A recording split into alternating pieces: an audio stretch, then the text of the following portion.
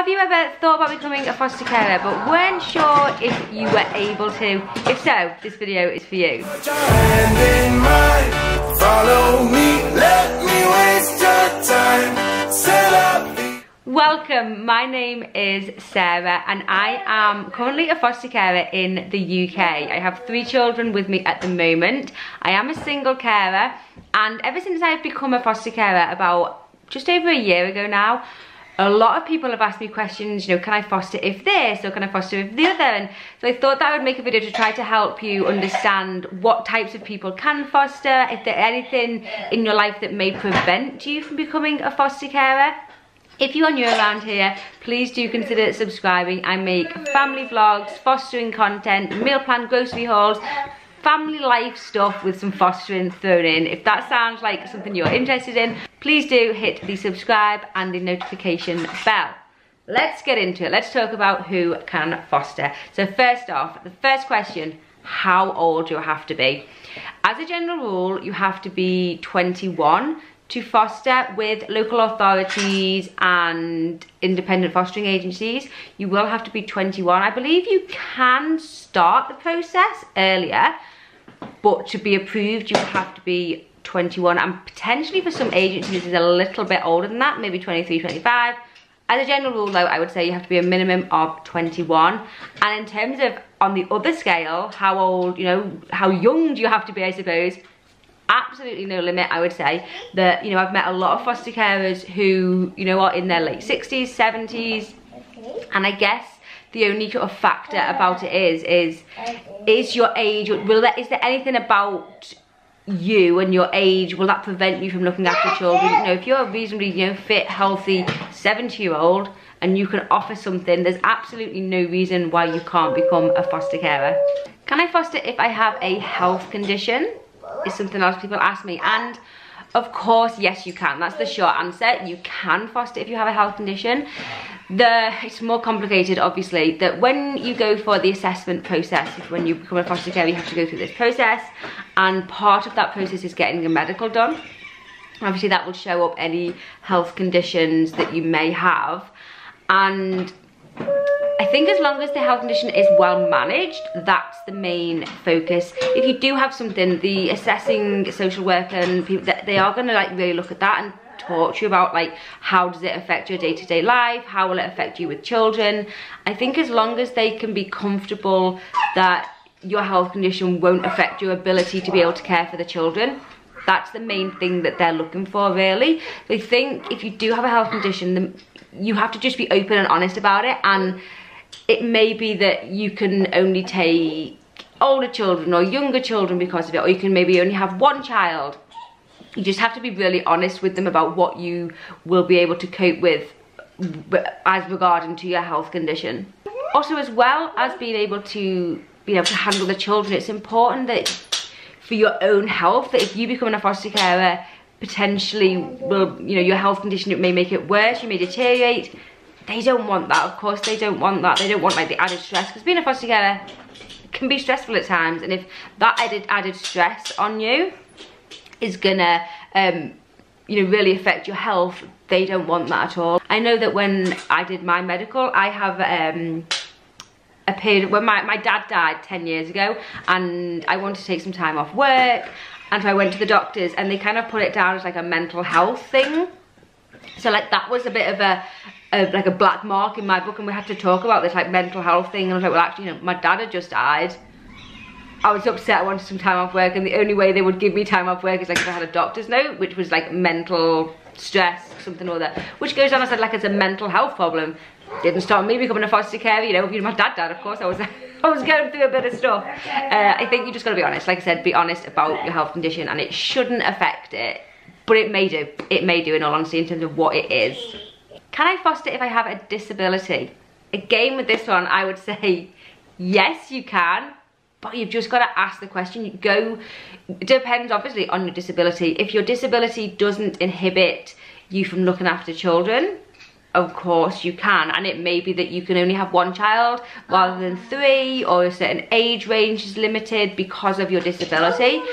But I would say absolutely you wouldn't be ruled out on your disability. the best thing you can do is to just phone your local authority or fostering agency that you're thinking of and just ask the question, and they will kind of tell you just pretty straight and say, oh no, you can't do that, or they'll probably, more than likely, they'll probably just want to come out and see you and have more of a conversation about your disability and how it affects your day-to-day life, and are you able to offer the care that a foster child needs with your ability, with your disability. And I think that's important for you to ask yourself. Like, you may really want to foster, but you have this disability. Think, are you able to provide for the children that you need to? And if you can, absolutely wonderful. Wow, fantastic.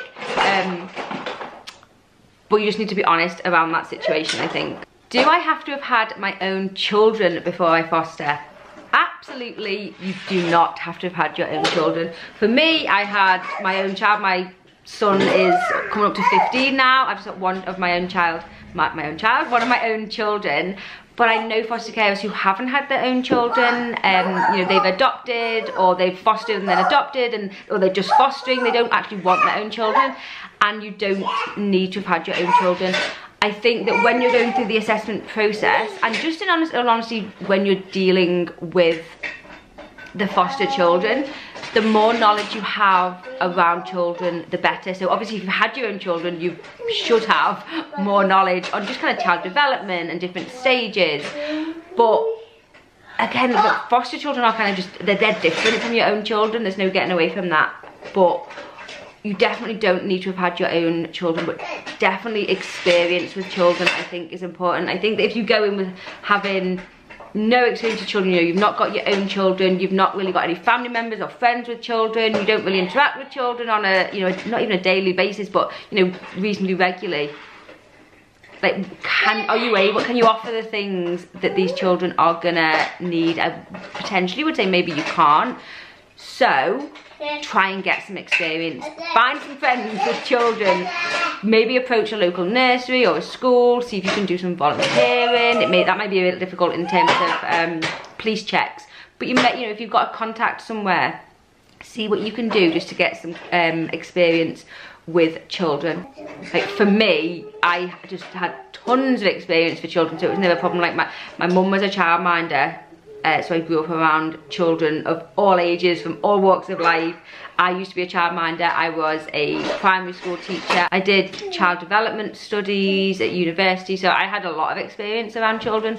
But absolutely, you don't need a ton of experience, and you don't need to have had your own children either.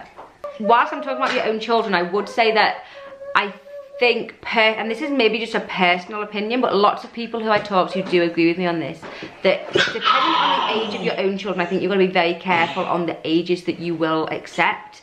I would only go, when we were talking about it, like, my son's 15, so I've got quite a scope of where I could go from that, but I would say absolutely younger than him. I wouldn't take anyone older, and most people kind of have that feeling to take younger than your own children, just because then your own children maybe get pushed, like, they've just got knocked down a little peg, and it's quite difficult, I think, for them to handle. If if your children are 4 and 6, I would say go younger, and I would say it's quite difficult to have, if you have a child of the same age as your birth children. So again, that's just my opinion, but something to think about in terms of what you're willing to accept. Because I was kind of like a bit of an open book at first. I was like, well, you know, we'll try everything. But then when we did do a respite with an older child, I think he was maybe 10, he was kind of too close to Stephen's age, my son's age, and it wouldn't have worked. Definitely wouldn't have worked. And also, my son and me prefer the younger children. That's kind of where our knowledge is, that's where we're good, to be honest. So I would say, do think about the ages that you're able to accept. Does my sexual identity matter? 100% no, absolutely not. It does not matter. In terms of, I've met a gay couple that are foster carers that were fantastic foster carers that have actually adopted children, and then that's how they got into it.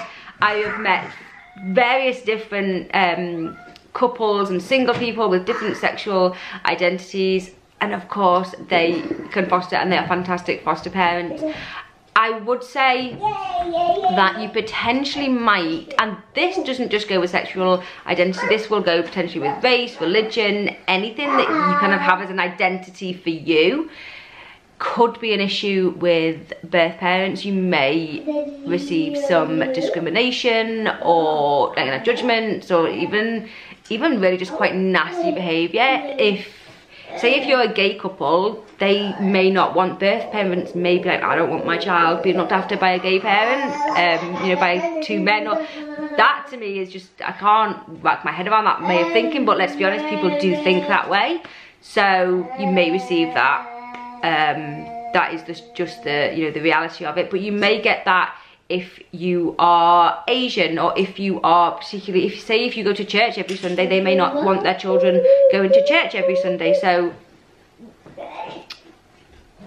that's just birth parents for you. And absolutely, they have the right to say where they want their children, well, not necessarily where they want their children to go, but they do have a right to say, well, I don't want my child being raised by or being cared for by these people for various different reasons. But on the whole, sexual identity does not matter at all. I am single, can I foster? Prime example, me. I am a single person and I foster. Absolutely not. You do not need to be in a relationship to foster. You can be a single man, single woman, single anything and foster. There's obviously, again, when you go through your assessment process, and even when the children are potentially being matched with you, the fact that you're single will play a part in maybe who you can accept, what children, how many children. They may feel, this child's being a monster, they may feel, he's gonna come and knock the tripod over, they may feel that you can only cope with one child because you're single. I mean, for me, I've got 3, and I actually got a phone call recently if I would take on another one, which I was quite surprised at, because I thought I was only registered for 3. But anyway, that's a whole other subject. But as a single carer, absolutely, you can foster. Are you able to do that? I think that it's important to think about your support network and who have you got that will support you, because it is challenging at times and quite emotional at times. And have you got people in your life that you can lean on and talk to about fostering, and even like practical help? Like, I'm doing a course next week. I've got a course that I need to go on.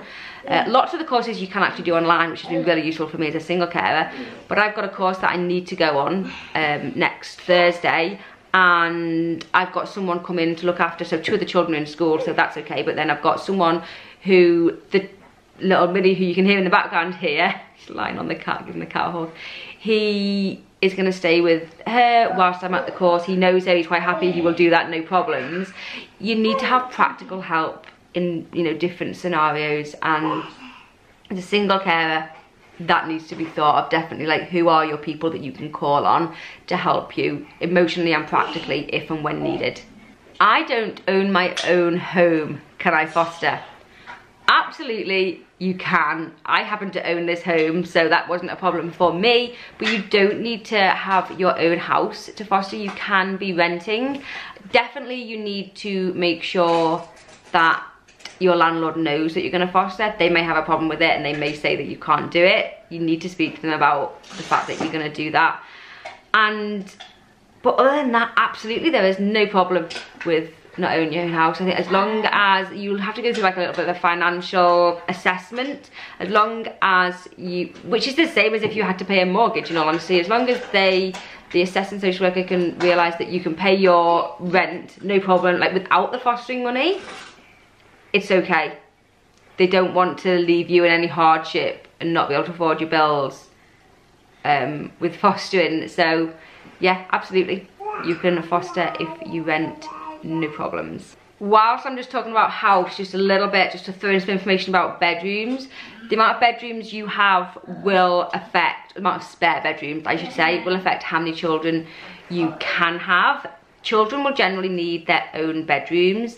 Siblings can share, and siblings are, so for me, I have a 2 and 4-year-old male and female siblings who are currently sharing, and that's okay. If they were older, male female siblings wouldn't be able to share, but absolutely foster children from different families cannot share bedrooms. So I have, in my house, I have 2 spare bedrooms, so I am able to take, you know, whatever that would, for sure at the moment, that's one child from one foster family in one bedroom and 2 from another foster family from another family in the other bedroom. Children under 1, I think it is 1, can share your bedroom. So potentially I could have, I suppose, theoretically I could have 3 children from 3 different families. So say, for example, a 4-year-old in one spare bedroom, a 3-year-old in another spare bedroom, and a 6-month-old in my bedroom, all from different families. If you only got 1 spare bedroom, you will only be able to take on either 1 child or maybe 2 from the same family, just to kind of clear that up. Can I foster if I am vegan? Yes, absolutely. Personally, I don't call myself vegan, I call myself plant-based. If you watch my grocery hauls and meal plans, you will see kind of what we eat in a week. And in this household, we eat a predominantly home-cooked, plant-based diet. Personally, I eat plant-based. My oldest son, he does have some cheese and like some cow's milk, which cow's milk I'm kind of trying to wean him off onto more like oat milk or nut milks and things. I'm trying, it's going reasonably well at the moment, but we do have some dairy in this house. Generally we don't have eggs or anything. Just personally, I don't believe that those things, that meat and dairy, the cruelty is horrific on one level, but I also don't really believe it plays a massive role in a healthy, balanced lifestyle and diet.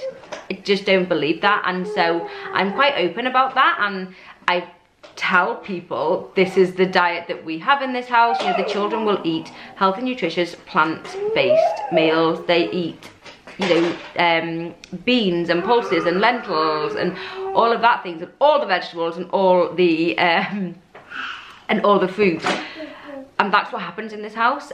That is not to say that when they first arrive, it's a little bit different.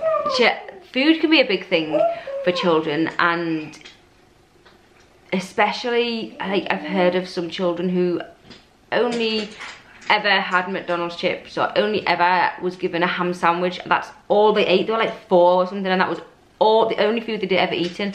Well, if all of a sudden I'm whacking down like a quinoa salad in front of them, they're probably not gonna, I mean they might, but they're probably not gonna eat it. I think it's important when they first arrive, if you can get the information, sometimes people aren't willing to offer that up, but get as much information as you can about what they do eat at home and try and incorporate that a little bit, because you know, they're going through a tough time, they've just come to you, they're going through a tough time anyway, and to all of a sudden just like, whoa, when you can never eat anything that you used to love, that's quite harsh.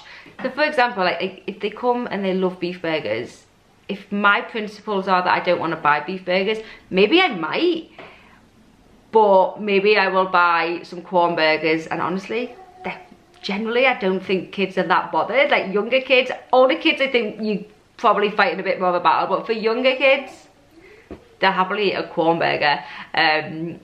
So, or even honestly, I've given them veggie burgers and they've loved them.